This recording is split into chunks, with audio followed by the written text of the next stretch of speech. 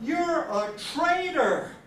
my wife shouted at me on the eve of Election Day. Our 12 and 13-year-old kids were all ears as I tried to reply. I didn't say I was canceling out your vote. I just said I wasn't sure about Trump, which didn't go over very well. So I became sure about Trump at that moment, with our kids breathing sighs of relief. None of us can really be sure about Trump, not until he's been in office for a while. Meanwhile, let's look to the past for some insight into the future. Mr. Toastmaster, fellow members, all the guests, back when I was a first-time voter, I was a freshman at UNC, when Trump was first president of his father's real estate company that managed 30 apartment buildings in New York City.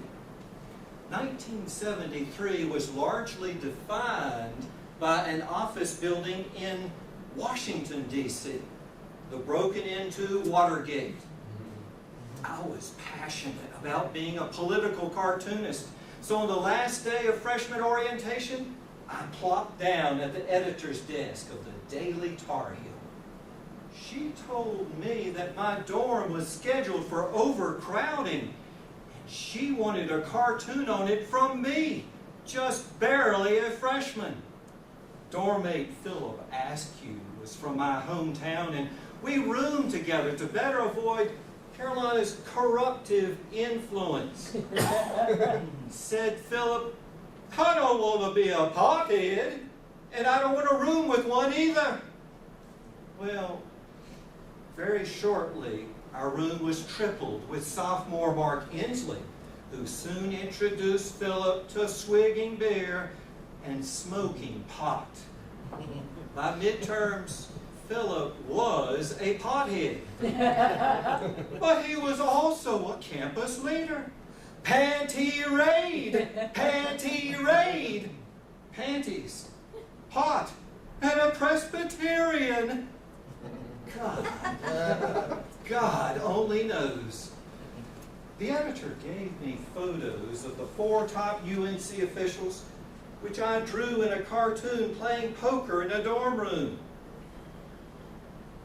Then, 3 of those officials agreed to room together in a same gender-identifying dorm room.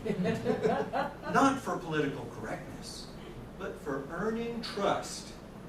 They had open minds, unlike some of the protesters and vote recounters that have been on the march since Election Day. On the other foot, Trump questioned the legitimacy of President Obama, questioning his birthplace for 5 years after the proof of a long-form birth certificate. As disagreeable as he can be, Trump is still my duly elected president, and I aim to give him a fair chance. I didn't chance it with Philip, not beyond first semester when I could change dorm rooms, but I kept the president.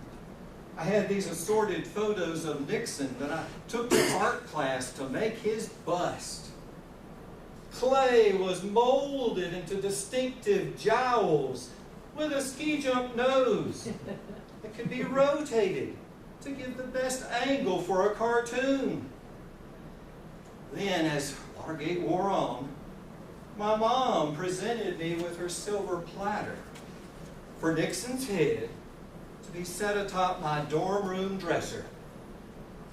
Finally, when Nixon resigned, President Ford declared, "Our long national nightmare is over."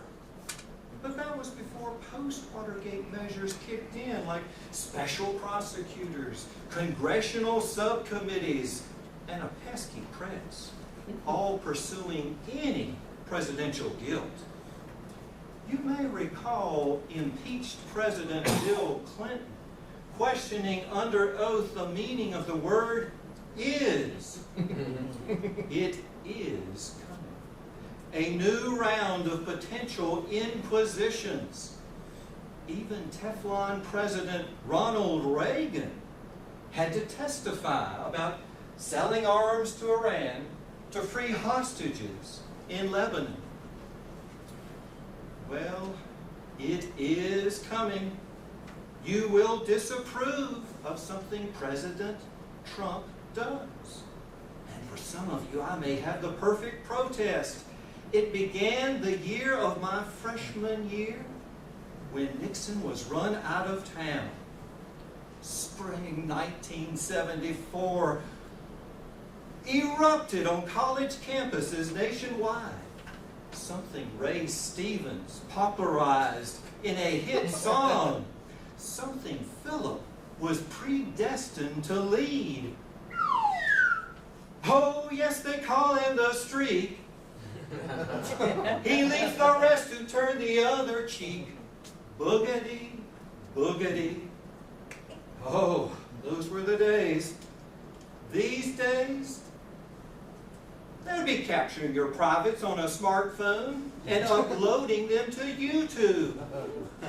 So, a streak, even in big numbers, is at serious risk. But so is our shining city on a hill. We're stuck with Capitol Hill, which needs protest and comic relief. Aren't we in this mess because of just safely sitting back? We need more skin in the game. But my kids don't want to see my boogity. Am I still unsure about Trump? You bet. But I was not one of the 100 million citizens that refused to vote. All of us can cheer on the next president, but really only those that voted have a right to complain. One thing is for sure, change is a-coming. And for those that want better, some change is good. Mr. Toastmaster.